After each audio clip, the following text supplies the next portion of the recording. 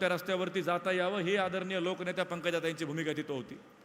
आता ह्या सगळ्या भूमिका तिथं असताना राज्यामधल्या ज्या योजना त्या तुमच्यापर्यंत आल्या पाहिजेत म्हणून आम्ही त्या ठिकाणी काम केलं. 2019ची विधानसभा लागली. विधानसभा लागल्यानंतर आदरणीय पंकजाताईच्या नेतृत्वाखाली आम्ही सर्वांनी भारतीय जनता पक्षामध्ये प्रवेश केला. भारतीय जनता पक्षामध्ये प्रवेश केल्यानंतर आदरणीय पंकजाताईंनी आम्हाला काम करण्यासाठी संधी दिली.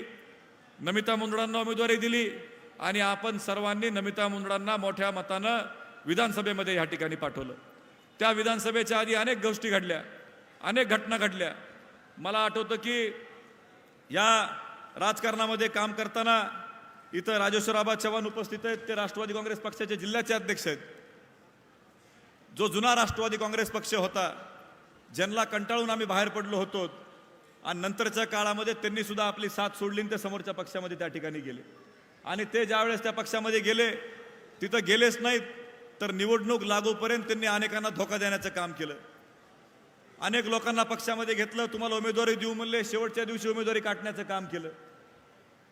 तिकीट कोणाला एका व्यक्तीला भेटत असतं, काय ते राजकारणामध्ये खरं बोलायचं असतं, खोटं बोलून चालत नाही.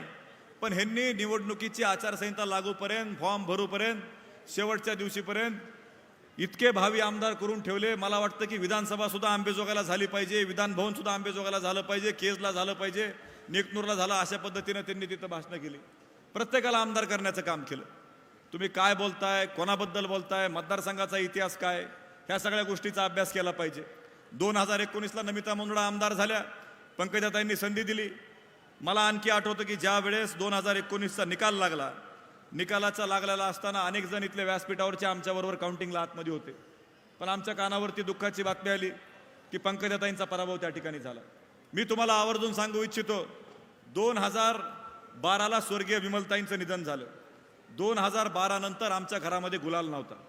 2012ला आम्ही एका व्यक्तीला तिकीट दिलं, लोकांनी निवडून दिलं, त्यांना आमदार करण्याचं काम जनतेने या ठिकाणी केलं. आणि त्याचबरोबर 2014ला आमचा पराभव झाला. 7.5 वर्षानंतर, ज्याला आपण ग्रामीण भागामध्ये म्हणतो, किंवा 7.5 वर्षाचा काळ आपण त्या ठिकाणी संघर्षाचा काढला आणि तुमच्या आमच्या सर्वांना विकासापासून वंचित राहावं लागलं आणि आपण त्या ठिकाणी निवडणुकीला 2014ला पराभूत झालो. पण 2019ला ज्यावेळेस आपला विजय झाला, आम्ही निकाल लागत असताना मध्ये मोबाईल नव्हते, काउंटिंग सुरू होती. पण एका अधिकाऱ्यांनी तिथं पुन्हा चर्चा सुरू झाली की बाबा असं असं परळीमध्ये ताईंचा पराभव झालाय. तर मला आठवतं की इतक्या दिवसानंतर सुद्धा आपला विजय झालेला असताना सुद्धा आम्ही गुलाल लावला नाही. आम्ही थेट इथून गेलोत, पंकजाताईंकडे गेलोत, ताईंना म्हणलं, ताई तुम्ही आम्हाला उमेदवारी दिली, तुम्ही आम्हाला निवडून आणण्यासाठी संधी दिली, तुमच्या मार्गदर्शनाखाली मतदारसंघाचा विकास पुढच्या 5 वर्षामध्ये आम्ही करून दाखवू. तुमच्या मार्गदर्शनाखाली 5 वर्षामध्ये आम्ही मतदारसंघात कामं करून दाखवू. ही भूमिका आम्ही त्या ठिकाणी घेतली. सरकार आलं, आपल्याला विरोधी पक्षामध्ये बसावं लागलं. विरोधी पक्षामध्ये आपण बसलेला असताना आपल्या भारतीय जनता पक्षाचे अनेक आंदोलनं व्हायचे. सरकारच्या विरोधामध्ये जे जे गोष्टी आपल्याला करावं लागायच्या त्या विरोधी पक्षाचे आमदार म्हणून आपण त्या ठिकाणी करायचो. अनेक प्रश्नावरती तिथं आमदार नमिता मुंदडा बोलायच्या. अनेक ठिकाणी आपण तालुका स्तरावरती मोर्चा काढले. केजला आपण त्या 2 वर्षामध्ये 25 मोर्चे काढले असतील. तहसीलवरती मोर्चे काढले, MSEB वरती मोर्चे काढले, कृषी खात्यावरती आपण मोर्चे काढले. ह्या सगळ्या गोष्टी आम्ही त्या ठिकाणी विधानसभेचा आपला हक्काचा नमिता मुंदडा आमदार असताना सुद्धा केला. कारण आपल्याला महाविकास आघाडी सरकारनं कुठला 1 रुपयाचं काम देण्याचा प्रयत्न त्या 2.5 वर्षामध्ये केला नाही. हे सगळे लोक त्यावेळेस महाविकास आघाडी सरकारमध्ये होते. 2.5 वर्षामध्ये त्यांनी एक काम केलं नाही. मला तुम्हाला आठवण करून द्यायची, हे 2-3 महिन्याचा 19चा काल झाल्यानंतर मार्चमध्ये त्या ठिकाणी कोविडसारखा आजार आला. कोविडसारख्या आजारामध्ये इथं अनेक लोकांना आम्हाला त्या आजाराला सामोरं जावं लागलं. 2020च्या मार्चमध्ये सुरुवातीला लोक म्हणले की हे परदेशातला आजार आहे, आपल्या भागामध्ये येणार नाही. तो बोलत बोलत आपला एप्रिल महिना आला. एप्रिल महिन्यामध्ये म्हणले मुंबई पुण्याचा आजार आहे, हा ग्रामीण भागामध्ये येणार नाही. असं म्हणत म्हणत पहिल्या लॉकडाऊनच्या शेवटी ग्रामीण भागामध्ये आजार आला. तुम्ही विचार करा मित्र, अनेक लोक, हे जे लोक आज समोरचा प्रचार करायलेत, हे लोक लोखंडी सावरगावच्या दवाखान्याला नाव ठेवायचे. ह्यांचे जुने भाषणं ऐका. हे लोक म्हणायचे काय कळतं म्हणले त्या आरोग्यमंत्र्यांना, इतक्या लांब लोखंडीचा दवाखाना बांधला. अहो, विकासाचं काम करताना दूरदृष्टी ठेवावी लागती आणि ती दूरदृष्टी स्वर्गीय विमलताईंनी त्या लोखंडीच्या दवाखान्याच्या माध्यमातून दाखवली. तुम्ही विचार करा, अनेक आमदार आहेत, अनेक खासदार आहेत, लोकांनी त्यांचे कोविडमध्ये सत्कार केले. काय म्हणून सत्कार केले? तर असा मंडप उभारला आणि मंडपामध्ये तिथं त्यांनी पलंग टाकले, बेड टाकले, दवाखाना टाकला म्हणून सत्कार केला. तुम्ही पण विचार करा, ज्या विमलताईंनी 2009ला दवाखाना बांधला त्या दवाखान्यामध्ये 2020 साली आपल्याला पेशंट ऍडमिट करता आले, मंडप टाकायची गरज पडली नाही. ते महाराष्ट्रातला एकमेव मतदारसंघ कोणता असेल तर ते आपला केज मतदारसंघ या ठिकाणी आहे. ज्यावेळेस आपण ते काम कोविडच्या माध्यमातून केलं, हे समोरचे लोक कुठं होते? अहो, तुमच्या साखर कारखान्याचा व्हाईस चेअरमनला ऍडमिट करायला तुम्हाला वेळ नव्हता, त्याला ऍडमिट करण्याचं काम माझ्या बापाने केलं, हे लक्षात ठेवा. आणि तुम्हाला साधं रेमडेसिवीरचं औषध कधी देता आलं नाही. तुम्ही आज राजकारण करता, मोठ्या मोठ्या गप्पा मारता. 2019चा कोविडचा काळ आठवा, किती लोकांसाठी तुम्ही फोन केला ऍडमिट करण्यासाठी, किती लोकांना तुम्ही तिथं अंत्यविधीसाठी सोय केली, किती लोकांच्या पेशंटला बेड देण्याचं काम केलंय. लोकांना आमदार फक्त विकास करण्यासाठी लागत नाही, तर सुखदुःखात सोबत राहण्यासाठी आमदार लागतो. आणि ते आमचं कुटुंब या ठिकाणी काम करतं. काय म्हणतात हे मुंदडांना काय लागले म्हणले, उठून मौतीला जातात, लग्नाला जातात, लोकांच्या वाढदिवसाला जातात. अरे लोक बोलतो म्हणून जातो, लोक तुम्हाला बोलित नाही म्हणून तुम्ही घरी बसला होतात, हे सुद्धा तुम्ही या ठिकाणी विसरू नका. प्रत्येक विषयामध्ये आरोप करायचा नसतो साहेब. लोकांच्या सुखात दुःखात जावं लागतं, त्याचं कारण आहे. लोकांच्या सुखात दुःखात गेल्यानंतर काम करतं. लग्नामध्ये गेल्यानंतर लोक चर्चा करतात की नमिताताई आमच्या गावामध्ये हे काम पाहिजे, काकाजी आमच्या गावामध्ये ते काम पाहिजे. प्रीतमताईंना लोक खासदार असताना लग्नात गेल्यानंतर सांगायचे की खासदार ताई आमच्या गावामध्ये असं काम करा, आमच्या गावामध्ये तसं काम करा. ह्या गोष्टी तिथं त्या ठिकाणी चर्चा व्हायच्या. ह्या लोकांना काय लागले, उठलं की सुटलं म्हणते. ह्यांना काय लागले म्हणले, अरे तुम्ही 3-4 महिन्यापासून कीर्तना सोडनात, लग्न सोडनात, त्याचं नाही का बोलायचं. काही काही लोक तर सिजनल पॉलिटिशियन झालेत.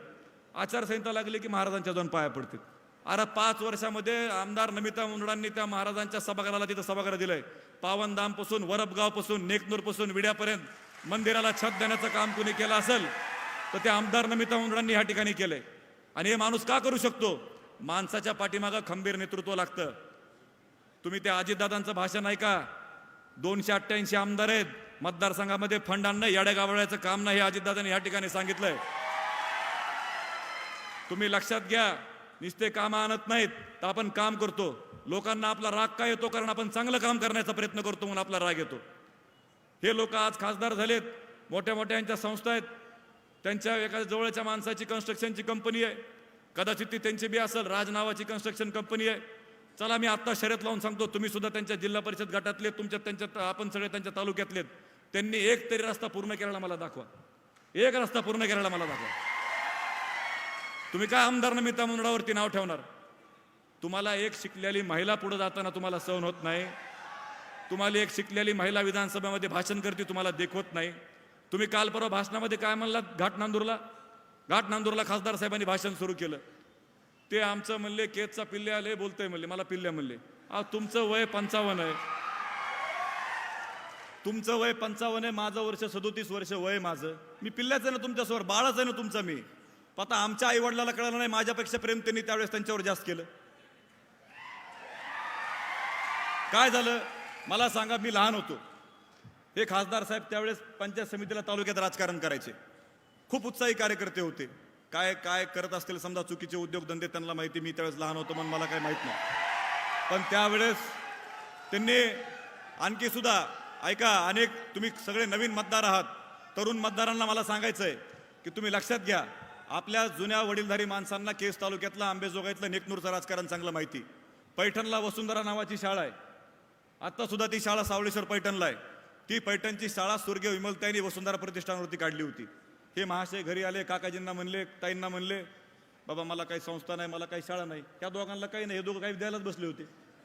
देऊन टाकलं ह्यांनी विचार केला नाही आपलं पोरगं मोठं होईल, एखादा शिपाई मागं लागल, काय लागल, काही विचार केला नाही. एकुलतं एक पोरगं कुठतरी जाईल, तर त्या विचारानं ह्यांनी ती शाळा देऊन टाकली.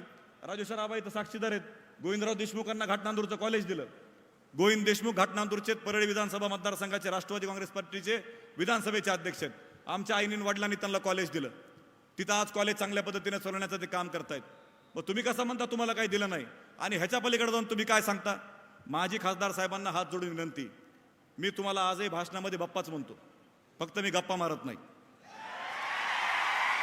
लोकांना, अनेक लोकांना वाटतं की काय काही नाही, काय काही नाही. मी बोलत नाही, मी कोणावरती टीका करत नाही. मी तुमचा आजही आदर करतो. माझ्या आई वडिलांनी, मुंडे साहेबांनी, आणि मला पंकजाताईंनी सांगितलंय कमरेच्या खाली कोणावरती टीका करायची नाही, कोणावरती वार नाही करायचा. आणि तुमच्यासारखा वार तर मी करतच नाही, त्याचे कारण आहेत. तुम्हाला मी मनमोकळं सांगतो. ते उठलं की सुटलं, कुठंही गेलं की माझ्यावरतीच भाषण करायला. आता सभा घाट नांदूरची, परळी मतदारसंघात भाषण केज मतदारसंघात करायला बघ करा. पुन्हा म्हणले ह्यांना काही कळत नाही, म्हणले हे लय लहान होता, म्हणले ह्याच्या आईचा पहिला फॉर्म भरताना मी होतो. ह्याच्या आईचा तुम्ही विमलताईला एकीवर बोलता. ज्या विमलताईने तुम्हाला 100दा घरी जीव घातला असेल, ज्या विमलताई दवाखान्यात ऍडमिट असताना तुम्हाला बाबा तू इथं ये माझ्यापाशी बस म्हणले असत्याल, ह्याच्या आईला म्हणता तुम्ही ह्याच्या आईचा. ही राजकारणाची पातळी आपल्या केज मतदारसंघाची की एखाद्याची तुम्ही इथपर्यंत एकीवर बोलता. हे गाव, हे आपण गावागावामध्ये बोललं पाहिजे साहेब. हे राजकारण निवडणुका येत राहतील, निवडणुका राहत राहतील. तुम्ही आम्हाला 2014ला घरी बसवलं, आम्ही 5 वर्ष तुमच्या सेवेमध्ये राहिलोत. अहो मी तुम्हाला जर ह्या दोघांबद्दल सांगितलं ना, हे आत्ताचे खासदार साहेब आहेत आणि त्यांच्या पक्षाचे उमेदवार आहेत ना, त्यांचे 3दा भांडणं अक्षय मुंडाने मिटवलेत. मी तुम्हाला आवर्जून सांगतो. इथले अनेक नगरसेवक आहेत जे त्या ठिकाणी समोरच्या पक्षाचा आज प्रचार करतात की असं नको तसं नको. त्यांचे 2दा भांडणं मी आमदार असताना, हे महाशय आमदार असताना मी मिटवलेत. मला राजकारणात यायचं नव्हतं, माझा स्वार्थ नव्हता. तुम्ही जर राजकारण व्यवस्थित केलं असतं, सगळ्यांना सोबत घेऊन काम केलं असतं तर मी राजकारणात आलो पण नसतो. पण मी राजकारणात आलो लोकांची सेवा करण्यासाठी आलो. आणि पंकजाताईंनी माझ्यावर विश्वास काय आज टाकलेला नाही.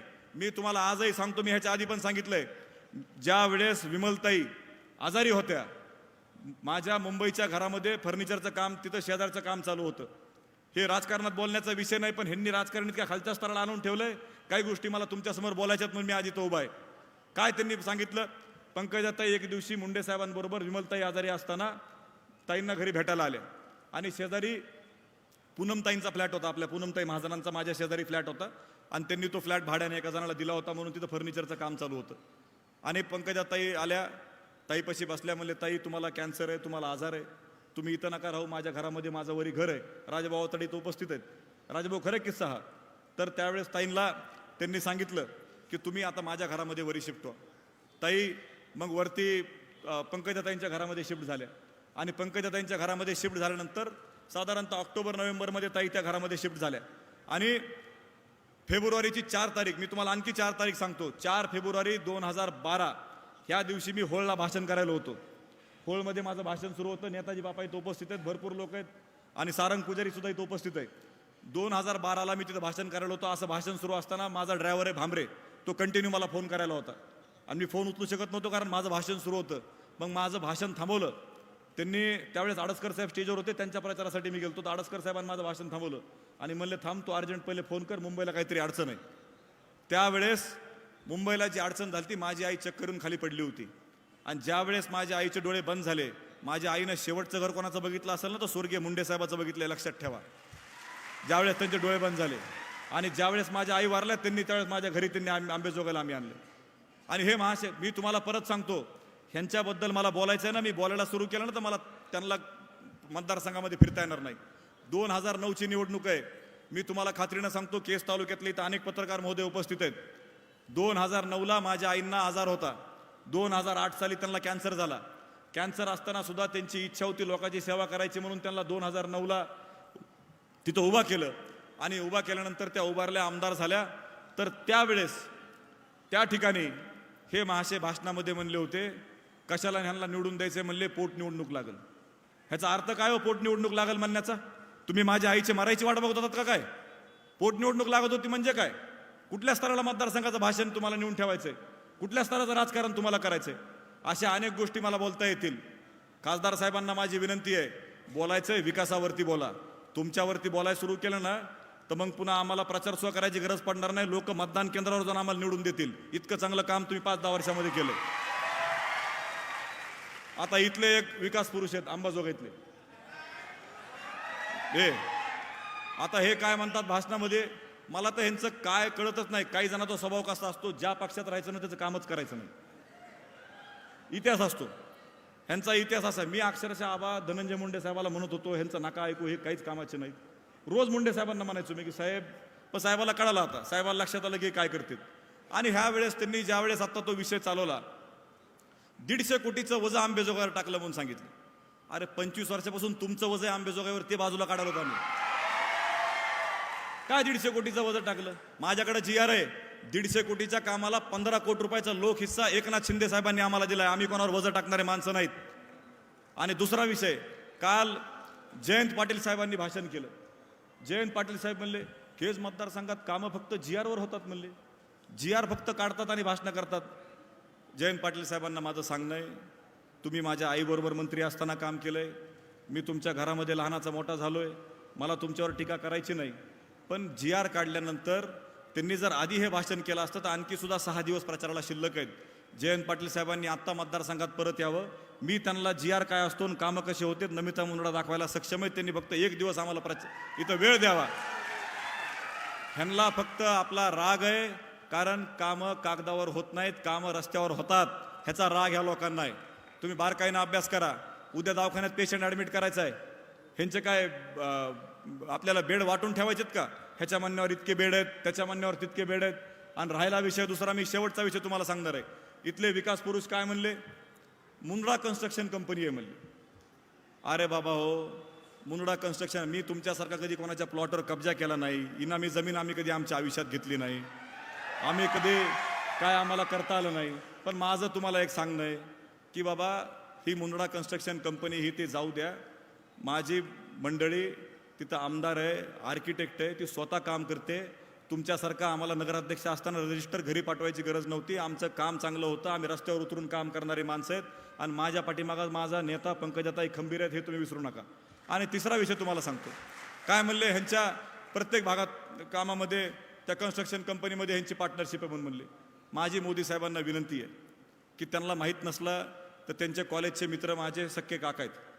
हे कॉलेजमध्ये सुरुवातीपासून सोबत होते. माझे सख्खे काका इथं प्रचाराला आलेले आहेत. ते 25 वर्षापासून जालन्याला राहतात. 25 वर्षापासून आमच्या घरातलं आम्ही तिघं सोडलं तर आंबेजोगाला कोणी राहत नाही. आमची कुठं गुत्तेदारी नाही, आमची कुठं काही नाही. फक्त ह्यांची मक्तेदारी बंद करायची म्हणून चांगलं काम करून गेलोत म्हणून असं बोलायला, तेवढं तुम्ही लक्षात घ्या. आणि प्रत्येक गावात जाऊन तुम्ही सांगा. माझी तुम्हाला विनंती, ही निवडणूक आपल्याला विकासावरती न्यायची, चुकीच्या टीकावरती न्यायची नाही. टीका करण्यासारखं इतकं आहे की मी तुम्हाला किती बोललं तरी ते कमी पडणार आहे. पण मी प्रामाणिकपणानं सांगतो, अनेक जणांना वाटतं की मी कमी बोलतो, मी बोलत नाही. पण त्याचं कारण आहे, मग बोललं की मला असं बोलावं लागतं म्हणून मी बोलत नाही. माझा स्वभाव आहे की मला खोटं बोलता येत नाही. आपण आपलं प्रामाणिकपणे सकाळी उठलं, लोकांच्या सुखादुःखात जायचं, काम करायचं. चांगलं काम नाही केलं त्याची तक्रार करायची, काम चांगलं करून घ्यायचं आणि सर्वसामान्य जनतेला सुखी राहू द्यायचं. हा आमचा प्रामाणिक हेतू त्याच्यामध्ये. आणि हाच हेतू ठेवून पुढचे 5 वर्ष जो विश्वास तुम्ही आमच्यावरती टाकलाय, जो विश्वास तुम्ही पंकजाताईच्या नेतृत्वाखाली ठेवून नमिता मुंदडावरती टाकलाय, हा विश्वास सार्थ ठरण्यासाठी साहेब, मला आणखी आठवतं, माझी आई 2012 साली ज्यावेळेस ॲडमिट होती, शेवटच्या क्षणापर्यंत मतदारसंघातल्या अधिकाऱ्यांना त्या फोनवर बोलायच्या आणि सांगायच्या की तुम्ही काय काम चालू आहे, कशा पद्धतीनं काम चालू आहे. मला आठवतं 2012ला ताई वारायच्या 1 महिन्याआधी जिल्हा परिषद पंचायत समितीच्या निवडणुका झाल्या आणि ताई मला तिथं म्हणल्या होत्या की अक्षय, तू केजला जा आणि नेताजी शिंदेला उपसभापती कर, तो इथं थांबू नको दवाखान्यामध्ये माझ्यापाशी. एवढं प्रेम माझ्या आईनं कार्यकर्त्यावरती केलं. नेताजी बापा इथं उपस्थित आहेत. नेताजी बापांना, ताईंना फक्त लक्षात आलं, राजाभाऊ अवताड्यांचा जिल्हा परिषदला पराभव झाला, ताई अर्धा दिवस जेवल्या नाहीत. तेवढं प्रेम त्यांनी कार्यकर्त्यांवरती केलं. बालासाहेब शेपचा पराभव त्यावेळेस झाला होता. सगळ्यांचा पराभव झाला, त्यांना पराभव जिवारी लागला. कारण माझ्या कुटुंबामध्ये जीव लावण्याचं काम आम्ही केलेलं आहे ना. माझ्या चुलत भावाचं माझं वर्ष बोलणं होत नाही. मी माझ्या काकांना 6-6 वर्ष 5-5 वर्ष भेटत नाही. आम्ही भेटतो ते तुम्हाला भेटतो, कारण तुम्ही आमचं कुटुंब आहे, ते तुम्ही विसरू नका. आमचं कुटुंब तुम्ही आहेत. हे लोक प्रामाणिकपणे काम करणाऱ्याचं कुटुंब संपवायला निघालेत. ह्या लोकांची भाषा बघा.